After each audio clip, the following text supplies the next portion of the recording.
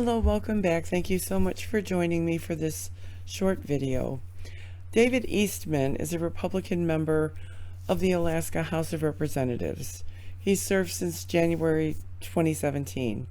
His career has been marked by his controversial statements and political positions, neo-Nazi, Holocaust denier, oath keeper. But the reason we're here today is because of recent comments that he's made that are loathsome, unconscionable, and horrific. So let's get to it. In the case where child abuse is fatal, obviously it's not good for the child, but it's actually a benefit to society because there aren't needed for government services and whatnot over the whole course of that child's life. Through the chair, can you say that again? Did you say a benefit for society? Talking dollars. Now you've got Yes. a $1.5 million price tag here for victims of fatal child abuse.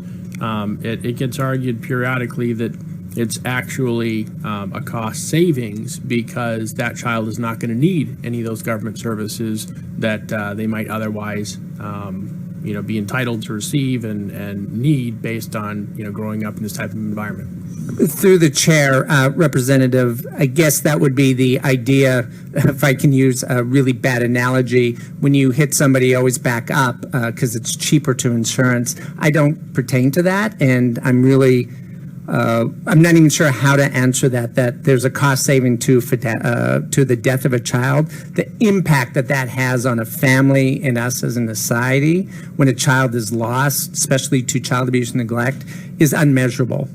And it's hugely tragic. Yeah, follow up. And the way that you're calculating this 1.5 million, and when I say you, I mean the people who did calculate it, does that 1.5 million get higher or lower depending upon the age at which the child is killed? So again, there's multiple factors, and a number can definitely increase, but again, I don't believe it's going to matter if they're older or younger. Again, a loss of a child is really unmeasurable. That's Eastman there with the red hair questioning Trevor Storrs, the Alaska Children's Trust president who works to end child abuse and was testifying about the long-term harm child abuse has to the economy, to the workforce, and to taxpayers when children who face abuse and the adults they grow up to be rely on government services as a result of that abuse. And Eastman questioning Mr. Storrs about what the benefit of child abuse might be. He said, how would you respond to the argument that I have heard on occasion where, in the case where child abuse is fatal, obviously it's not good for the child, but it's actually a benefit to society because there aren't needs for the government services and whatnot over the whole course of the child's life. And in shock, Mr. Storrs said, did you say a benefit to society? And Storrs said the impact of the death of a child is not measurable. But Eastman wasn't done. He kept going.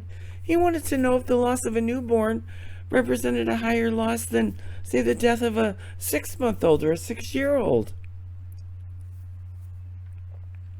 Does the 1.5 million get higher or lower depending upon the age at which the child is killed?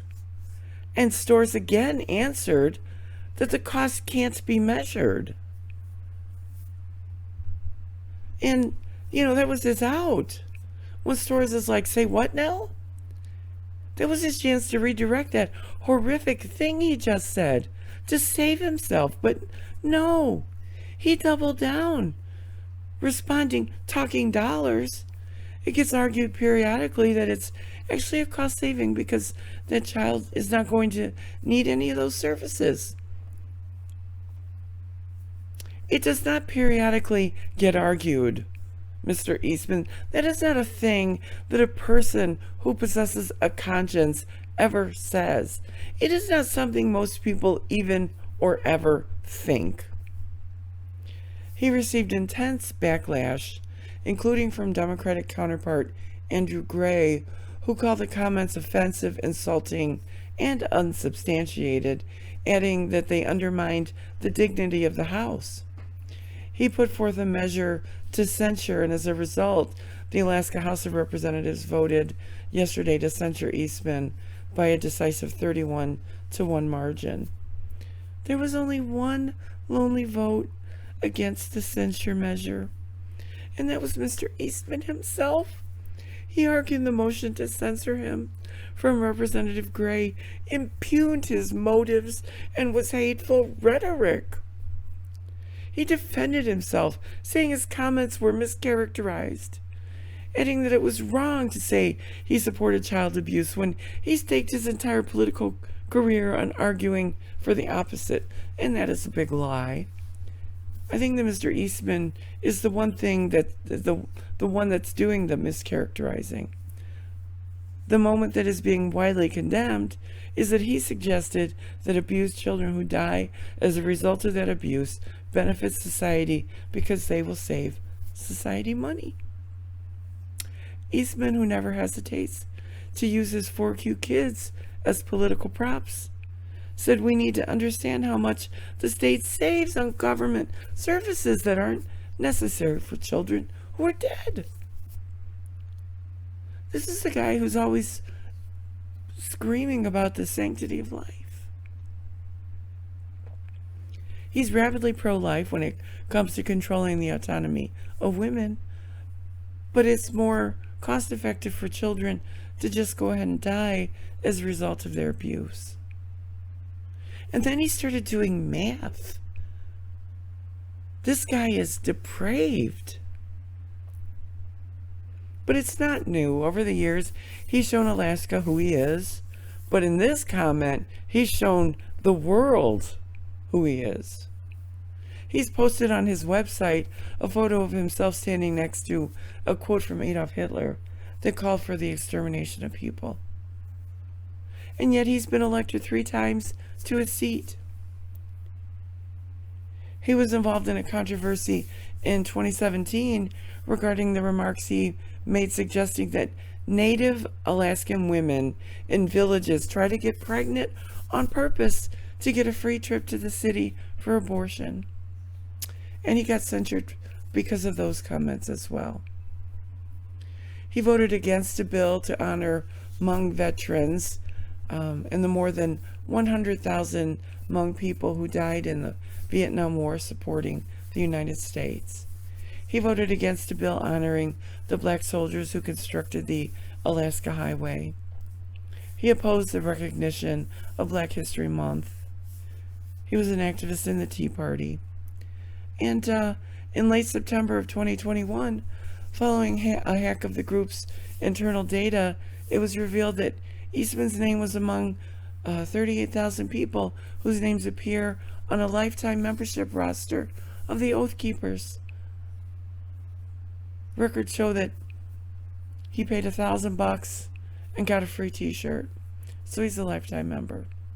Following Trump's loss in 2020, he posted on his website the election process that has been observed thus far by the American people has been abused to such a degree that in his view, it can no longer be called an election.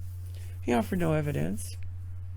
He traveled to D.C. on January 6th to protest the Electoral College vote count, which confirmed Biden's victory. And he was at Stop the Steal and at the Capitol riot. In June 2021, he traveled to Arizona to observe the Maricopa County presidential ballot audit ordered by the Arizona State Senate. And during the 2022 Russian invasion of Ukraine, he was the sole vote in the Alaska House of Representatives against a non-binding resolution to supply military aid to Ukraine. And so I just wanted to introduce you to this man and his ideology, neo-Nazi leanings, behavior, verified Oath Keeper. He did later admit that that was the case, and a man with no conscience. I will put a link in the comment section below so you can learn a little bit more about him if you're interested. Thank you so much for joining me. I hope you have a wonderful day. We'll see you soon.